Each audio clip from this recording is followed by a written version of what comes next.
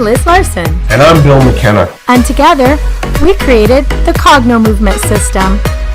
And we'd like to welcome you to the New Life Perspectives radio show, where we're going to be sharing with you tools, tips, and ideas that are going to change your life.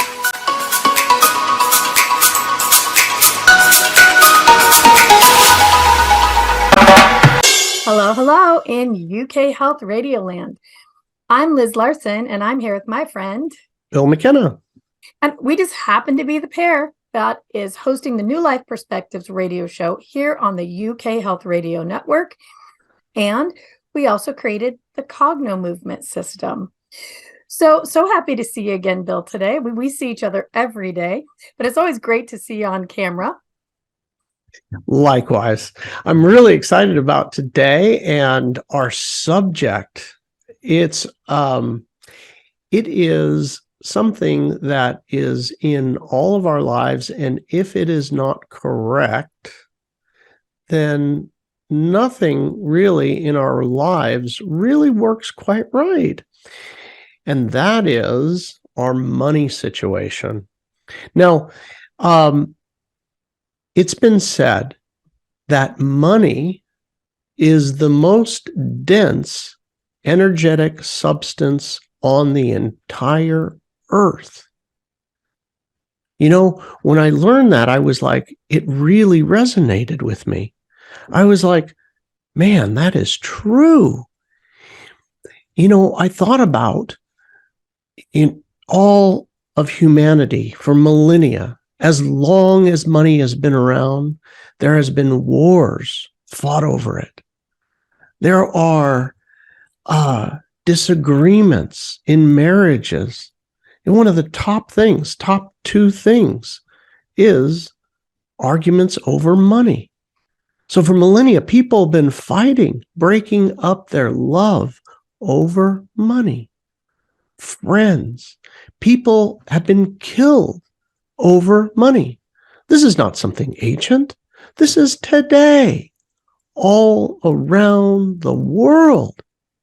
All around the world. No one is spared. And all of us go through our days with, different transactions and feeling like, hey, that's too much, or I didn't get my fare. I paid for this, my money, and I want my money back, and all of that. And with that, it ends up adding to this density energetically of money.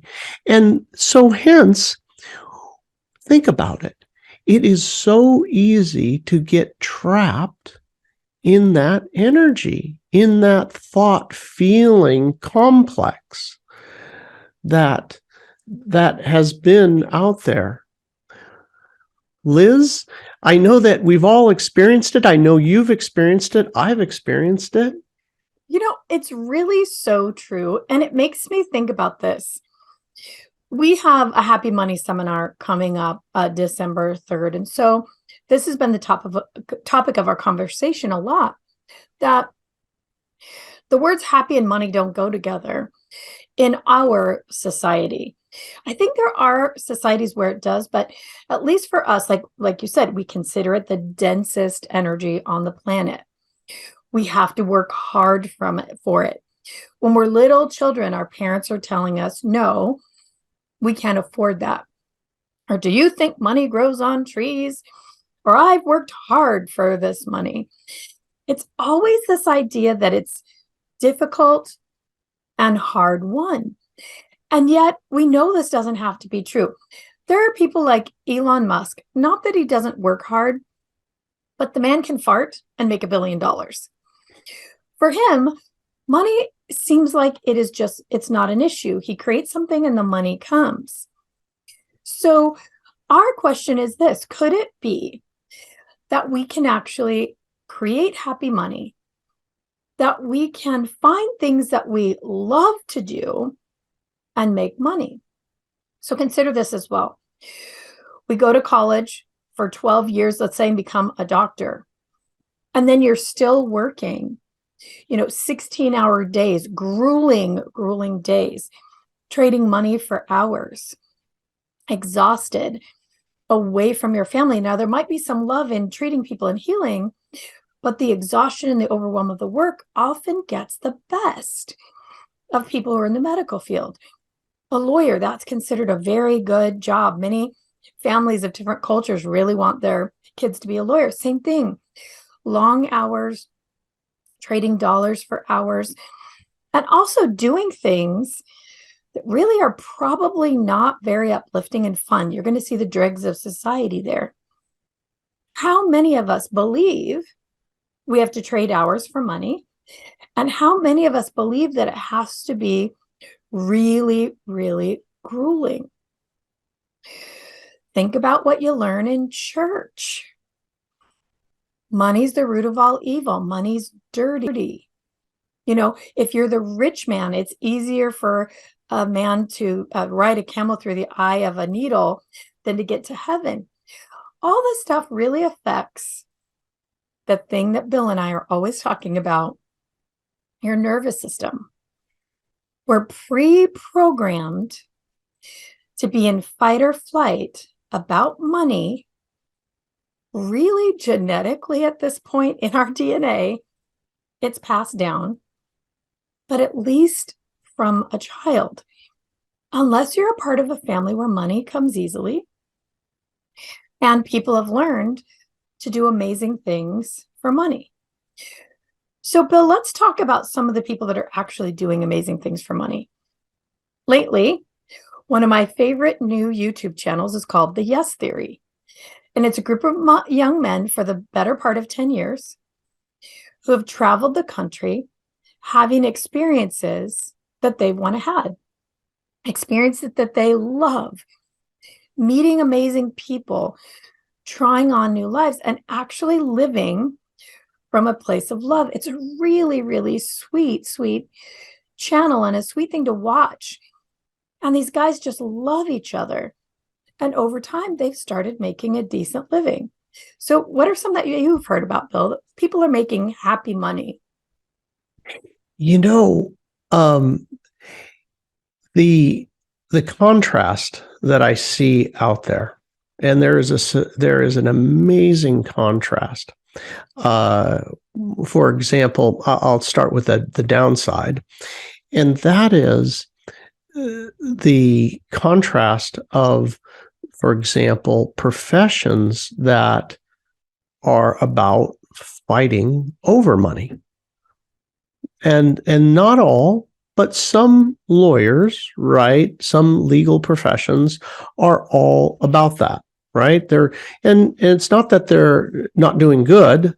You know, let's say they're trying to get money for somebody who was injured from the insurance company. And this money is needed for that person to get care for their whole life. But the insurance companies don't, just give up, the money freely. And it's like, oh, yes, I'm going to be, very fair with you on this. A lot of times you have to get in and have a fight over it. But what that does is that fight, right, creates a fight over money in the person's lives. And what I see is that doesn't stop with the insurance company. Someone else ends up fighting with them somewhere else in their life. So this push and pull over it doesn't work. No, let me jump in for just 1 second, Bill. The contrast, you said there's contrast both sides about lawyers. I happen to work with a lawyer who actually creates happy money. He invests and invests his time doing contracts for companies that do really good work or do something that's really, really fun and enjoyable. One of those, for example, is in your area, Bill, in San Diego. It's a guy who curates specialized events for people. Like, let's say you want to ride a jet ski from San Diego to Catalina and propose for your wife. They set that whole thing up. Or let's say you want to go to Nashville and you want to skydive and you want the best guy in the area. They set that thing up. So the whole thing is just a heck of a lot of fun. So he did go to school. He did become a lawyer, but he never chose the fight lane. He always chose the way that protects his client, makes sure everything is fair, and he chooses happy money. There we go. Possible. Yeah. Absolutely. So it's really not about the profession. It's about how you handle it within the profession, right? And so there's a subset of it that there's an awful lot of people that aren't in happy money, but this is a great example about you can choose any profession that you like and be in a place of enjoyment. There was a wonderful guy. He's passed away, and many people know the book Autobiography of a Yogi. This was a very famous book, and the author Yogananda passed away, I think, maybe in the 50s or something like that. And one of his students was a monk, and he was a wonderful teacher of mine, Bert Goldman. And Bert Goldman one day said, "I only want happy money. I only want your happy money. I want the money that you really, really want to give to me and trade me for my teachings or my CDs or videos and different things like that." He said, "Don't, if there's any point in time that this is not a happy transaction and you really want to, you tell me and I'm going to get that money back to you right away." And I noticed at that time, I was like, oh my God, I've never seen it expressed that way. This man was filled with joy and a zest for life. Like when you get into his presence, you were like, oh my God, he's got a zest for life and it's really fun to be around. One thing that he really understood was that concept of, if I'm going to drag that money out of you, if I'm going to pull it out of you or coerce or manipulate or whatever be the case, I can only expect to have hardship, that kind of energy, that kind of transaction elsewhere in my life. So let's not do that. Let's have a different relationship. And I, like many other people, were like, absolutely, I want to cut the check right away. When you hear about whatever I could, learn from him, right? It was really good. So anyway, me and Liz, have adopted that same mentality.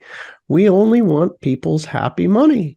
And it's true. And we really only want people, part of our organization, who are pleased and happy to be here, no hostages, and we find that that's who comes to our work, is people who are really ready, looking for something else, and are at the place where they can understand what we do and they want to get in wholeheartedly. And a lot of those people become practitioners who then spread that to other people. So it really is, it's a great way to live. But I know there's people out there who are listening. In fact, a lot of people maybe changed the channel when they heard we were talking about money, because it can be so painful, the ideas of money, things that have happened to you with money, things you've experienced. And you think, well, how can I be happy with money when I don't have enough? Well, I think the thing that we want to talk about in the next segment is what's actually happening in your body around money and where these things are located and how they can be changed. But before we do that, Bill, let's talk about a few more people that are examples of happy money. I'm looking at a lot of these kids on YouTube now. The next generation has learned how to do what they love and make millions of dollars. Kids are millionaires before they're 20 by, singing a song on YouTube, talking about what they love. There is a woman that I love so much. She's a TikTok person. And my daughter shows her to me all the time because I don't actually have TikTok. but she is a paralegal, I think, or maybe an actual lawyer. What she does is she gathers together weird things that people say in the courtroom, like really weird things. And I'm sure it's daily. And then she reads them, doing weird things with glasses as she's saying it on TikTok. People adore her. There are girls who have learned how to do their own makeup, and they do it online while they're telling some kind of a joke. And people adore them, and the money just flows in. It's like you're saying people are throwing money at them to literally just be themselves. Yeah. Yeah. It is contagious to see somebody doing something joyfully well. Now, I had heard all my life, do what you love and the money will come. And I was like, I had spent probably, I don't know, nearly 30 years doing things I did not love. The money, I made a lot of it, and it was hard fought. And I found myself also in conflict, right?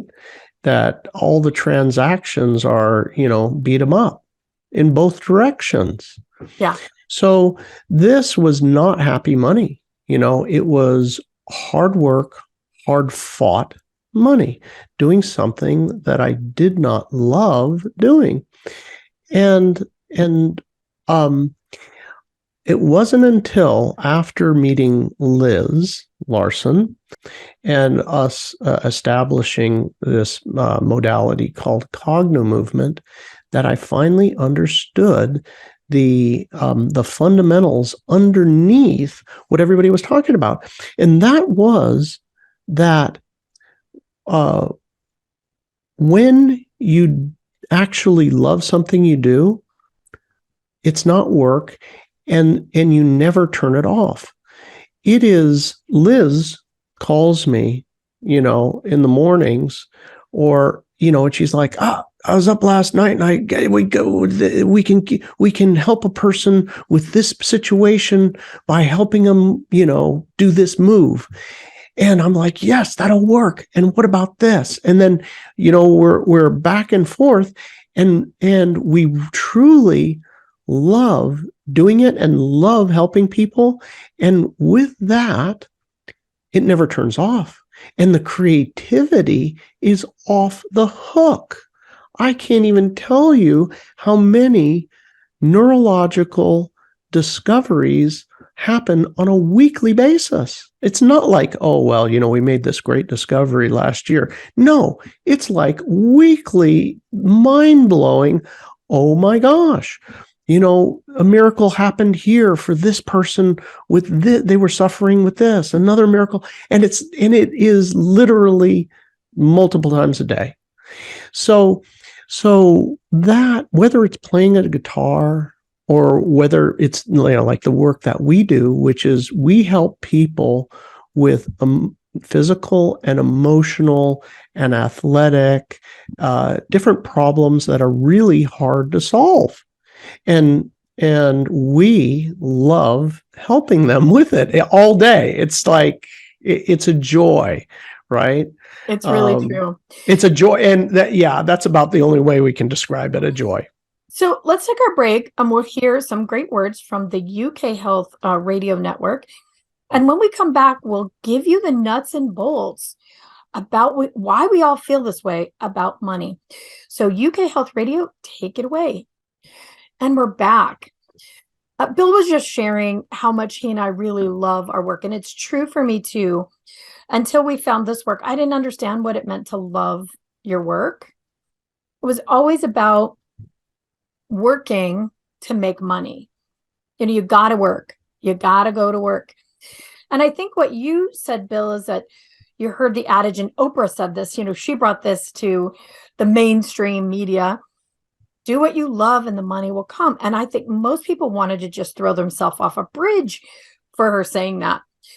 And there's a reason for it.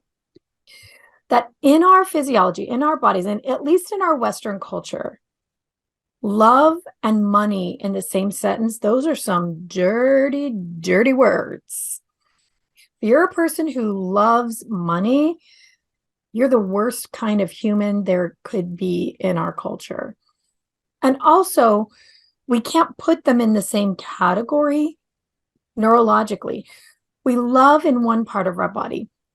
So if you think about something you absolutely love, even if it's chocolate chip cookies, you feel a way about it.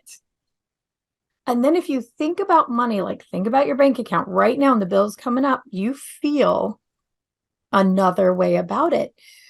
They're not congruent in our nervous system. So this is a vernacular that Bill and I use, and we're going to explain it to you over the next 15 minutes or so, how you can recognize where your body is managing the fight or flight around money and where your body is managing the non-fight or flight around the things that you really love and enjoy. And then help you understand how there really is a bridge to have them be in the same place in your body. It really is possible to feel like money's your friend, like it's sweet, like it's this darling relationship. You know, it's there when you need it, and you take care of it too. You're conscientious. So let's start out, Bill. Where do you want to start with? Why is it that people have a physical feeling about money, and where is it for a lot of people? So that's so interesting. For everybody, stay tuned. At the end, we're going to do an exercise, as we do in every episode here on New Life Perspectives radio show. At the end, we always do an exercise for you. That's a real secret that is going to help to change your life. So we're going to actually walk you through this process, but it is a feeling that we have that is involuntary, right? We don't choose how we feel. We simply do feel it. So the very first part of this is that it is our subconscious.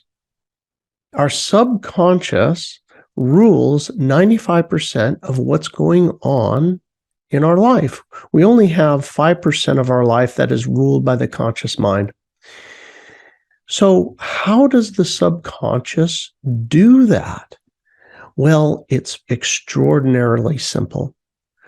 The subconscious exploits the physical body by creating a feeling. It creates a feeling somewhere in the body, whatever that feeling might be. And with that feeling in the body, we will act in accordance with it. So however that feeling is, that is exactly what we're going to think and do. Now, I am part of a family of 12 kids. So with 12 kids in the family, we have lots of different personalities. So over the decades, I've been able to see how people and their personalities play out in their lives. I'm just using this close relationship, right, with the 12 siblings. Now, I'll start off with some of the siblings feel as if they have had things hard in their life, and that there is never been enough. There's never been enough tension. There's never been enough understanding. There's never been enough love. And there certainly hasn't been enough money. Now, the weird thing is that when, let's say, for example, we'll go out to dinner, and those particular people will be the last ones to get out their wallet and pay. And if they do pay, what it'll be is they'll forget to put the tip in. They'll only say, "Oh, I it was $20, and here's $20," and there's tax plus there's the tip, right? Now, the funny thing is that I also, strangely enough, have the opposite in our family. There are family members that are literally no economically better off.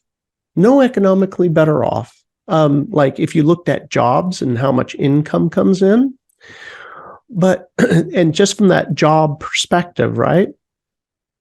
But they're like, oh, heck, let me cover this one. And they give a generous tip to the waiter, and those same people that do that, the most amazing thing that they say, it's like, and I talked to them about it, and they said, you know what? It's really like I cannot give it away. It just keeps coming back to me. One of them described it kind of like some sort of, they were laughing. It's like it's some sort of biblical loaves and fishes, where there's never-ending funnel that just keeps coming back to them. And it's true. They are so joyful and so generous, and they live in their heart in this joy. They do what they love doing. The others have done things in my previous life, like me, where they hated it, right? And they're somewhat spiteful, and money is not happy whatsoever. So anyway, I just find it incredibly interesting that it is one big infinity symbol. It's one big return to sender. And this, although this has been going on for the better part of 60 years, which I've witnessed, but the big realization here is Liz Larson and the things that she had discovered with Cognomovement have changed that. It's no longer necessary to live that way. This is an automatic response. Just as much as the automatic response of generosity, the automatic response of that feeling of lack. They are in different parts of the physical body. They are a neurological response. And the siblings that are suffering don't realize that they simply are feeling something in their body, and they don't have a tool to make the feeling go away or access this other. So let's talk for just a second about this. What are we really talking about? What we know is that, and we've witnessed it again and again and again. We have all the stories on the planet. We'll tell a couple. That the signal from your body is literally how you feel. If when you're sitting at that dinner table and you're thinking, man, if I don't want to give more than $20 because, that might be taken advantage. And last time, so-and-so, they didn't give the tip. And right, you're sending a signal from your body, from the body to the mind, from the brain to the body, back and forth, and it creates a field because it's an electricity moving round and round and round. It's more than electrical. It's hormonal and chemical. So not only can the people around you feel your tension around money, feel your little miserly moment, they can smell the cortisol in the air. They can sense it. You can't physically smell it, with your logical mind, but it's there. Our bodies are set up to account for a threat. So everybody around you feels it, smells it, they know it. You have set up a framework for not enough. I don't have enough. I may not get this back. And what happens is there's a greater field of all of us around us, always interacting. We're always interacting with everything around us, the table, the chair, everything. Money is no different. It's going to find its match. That's all it's going to do. If it's finding I don't have enough and this money is hard won, that's what'll match. You'll get more of that. But the family members that Bill's talking about who give generously and happily, their body emits a different signal. It's just a physical thing. The signal that's sent, the energy that's out and around them and interacting with everyone else is, yes, of course, there's enough. Yes, of course, there's going to be more. And that signal is going to simply find its match as well. But there's more than that. The more is that when your body's not assessing a threat like I don't have enough, it actually sends the energy to parts of your brain that come up with new ways to think about things. Well, what if I did this with my money? And ooh, look at that, there's an opportunity. And hey, I think I can actually make something of this or that. But when you're in a physical state, when your body clenches down, when you're seized up, when you're in that miserly feeling, your body is tied up in its energy with that, chasing down that threat, keeping you safe and alive.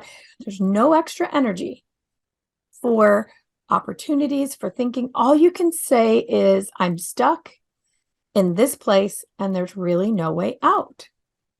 So there's a lot of things going on in a body that keep you where you are, but the good news is it can be changed. Yes. That was brilliant, Liz. And this is really true with our brain. Literally, when we are feeling that lack and that struggle, it literally shuts down the brain. There becomes only a few options. If you look at the easiest way to do this is look at your friends, right? And you can look at any category of life, moving, relationships, even, what restaurant you could go to. Doesn't matter what it is. But people that are stressed out, in fear, something in that doesn't feel good spectrum of feelings, the brain shuts down. There are limited possibilities. And look at the people that that are in joy, like they enjoy their work or feel good. Notice that there is an openness, that possibilities. They think of different ways of doing things. It literally makes you smarter. But those people that are in that state, I gotta tell you, not their fault. I know we want to look at them and say, God, you're a little bit stupid, but it's really not their fault. Their body is creating a feeling, and then the brain literally shuts down, and they don't have a tool to change the feeling in the body. And the body, those feelings in the body rule the mind. That, I think, is really a key point to understand, which I did not understand. I thought, you got to be mentally strong and you change your mind. Guess what? You're fighting against the subconscious, which is those feelings in the body. Yeah, this is why people go to therapy for this kind of thing for years and years, and nothing changes, because it's not the mind that's the issue. It's that physical automated response, how you feel. So let's give everybody a tool, Bill. Let's take our break right here. We'll hear some great words from the UK Health Radio Network. And when we come back, we'll show you a simple way that you can start to shift this. So UK Health Radio, take it away. All right. So we're back and we're talking about a way to change that automated response. So let's just clarify that one more time. It's when a situation happens in your life. So let's say you got to pay a bill, you got to look at your bank account, or, you're hoping for something to change in your career. to make more money, bring more in. You decide you need more. And all of a sudden, you get that very familiar feeling in your body. And it feels like stuck. It feels like panic. Feels like anxiety. Maybe feels like somebody punched you right in the head.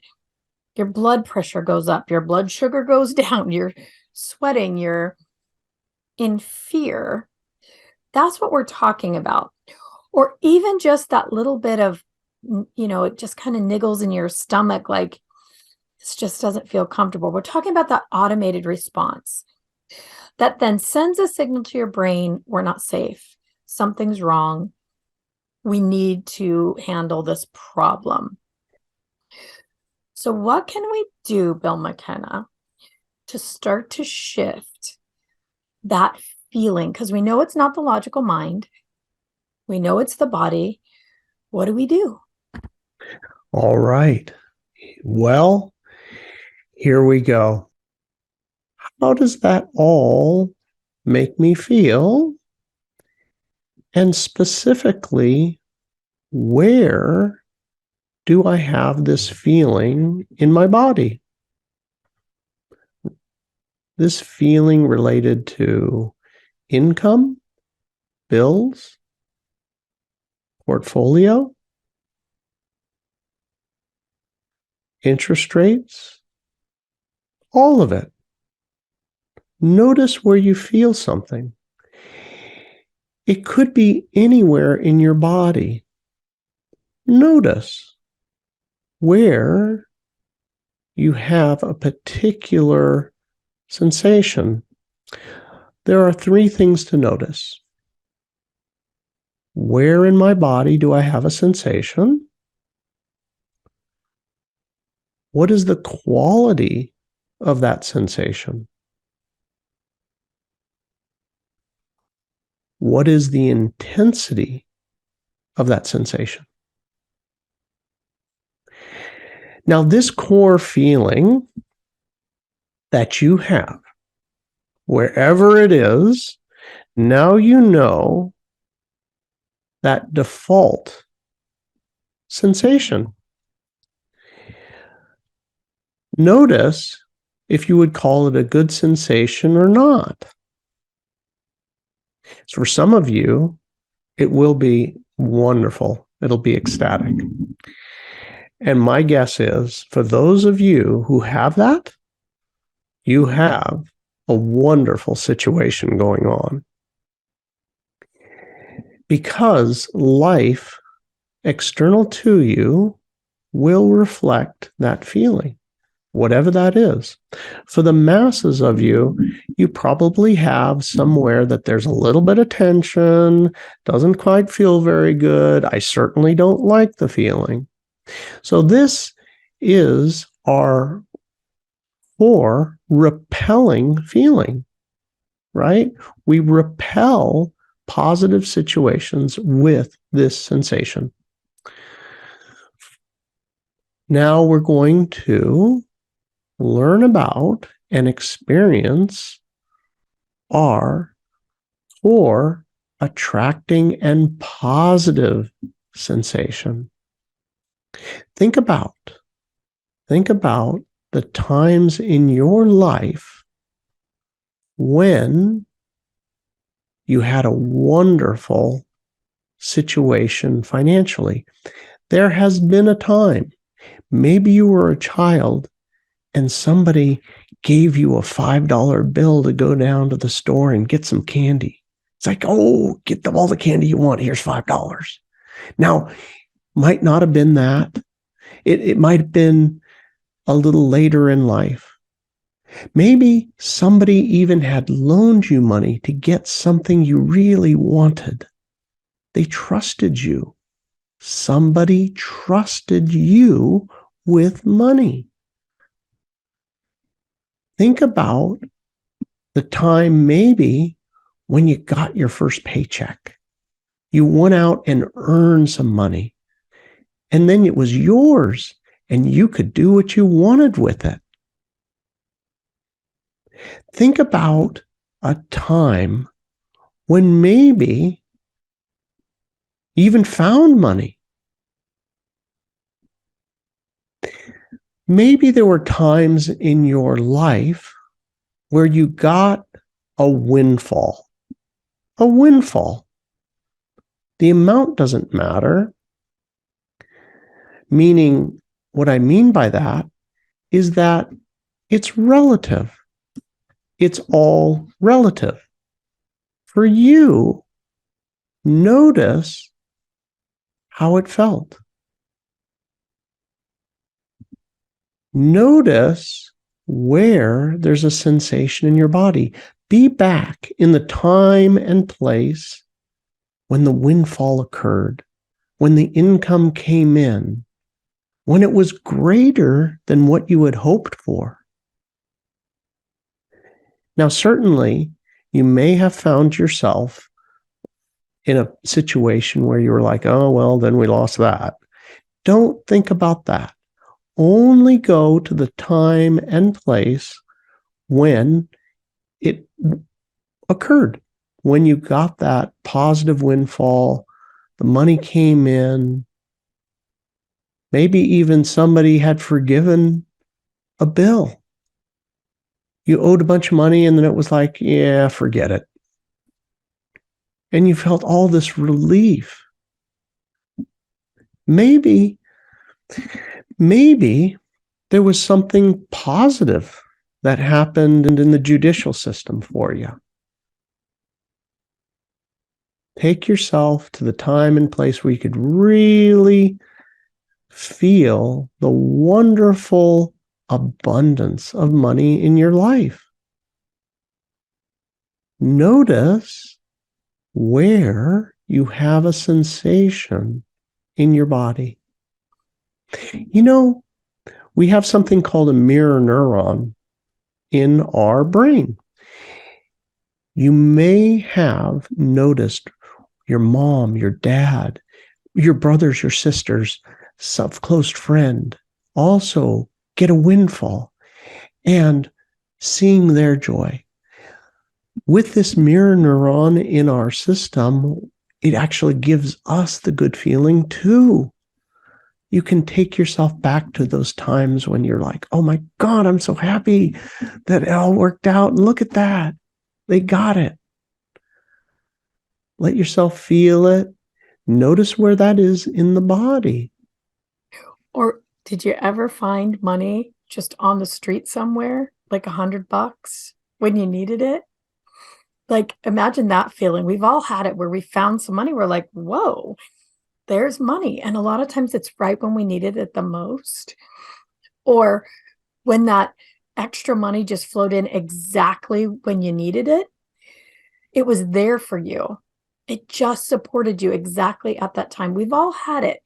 Might be harder to find, but go back and find that place where it really showed up when you needed it. Yeah. Now, with noticing that good feeling in the body, notice the location of this good feeling. Notice the quality of this good feeling. Notice the intensity of this good feeling. Allow this good feeling to expand. Simply put your attention on this part of the body and allow that great feeling to simply grow, not resisting it, not going back to other times of life. The only focus is on all of these times of life that the abundance rolled in, the money was there, the bills went away. It was all good. There were possibilities. Let that feeling grow and grow and grow.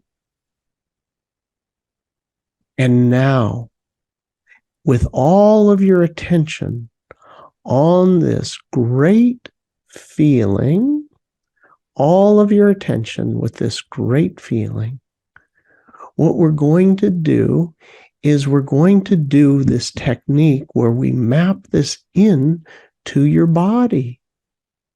Now, only do this if you're, don't do this when driving or anything like that. No working on anything else. This is a chair or a couch type scenario. Enjoy the feeling. And now what we're going to do is move our eyes in a huge figure 8, like an infinity symbol that's in front of you. You move your eyes in a big, huge figure 8 on its side. You're just making like a huge figure 8. You go up one wall, across the ceiling, then down to the other, across the floor, up the other wall, across the ceiling, and then down again, like you're tracing a figure 8 on its side with your eyes.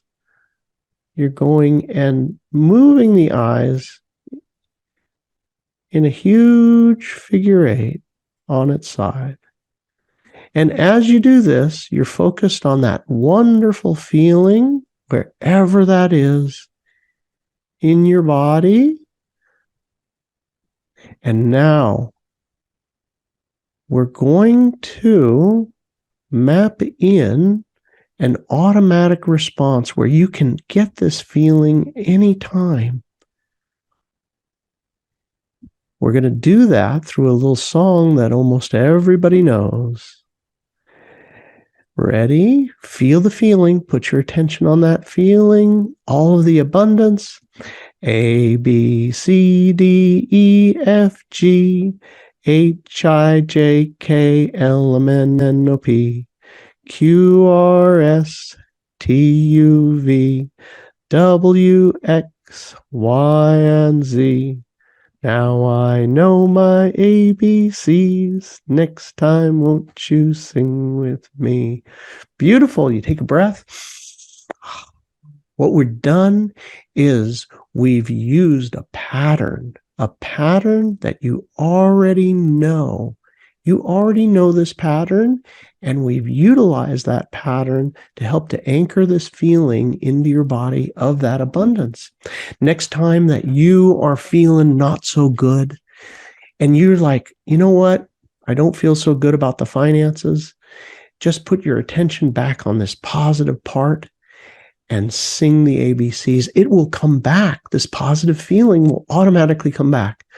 And the reason that this is so important is, as this feeling is inside of you, will be reflected outside of you. The material universe changes. Liz? All right, you guys, if you give this a try and something amazing happens, we want to hear about it. Please message us, info@cognomovement.com.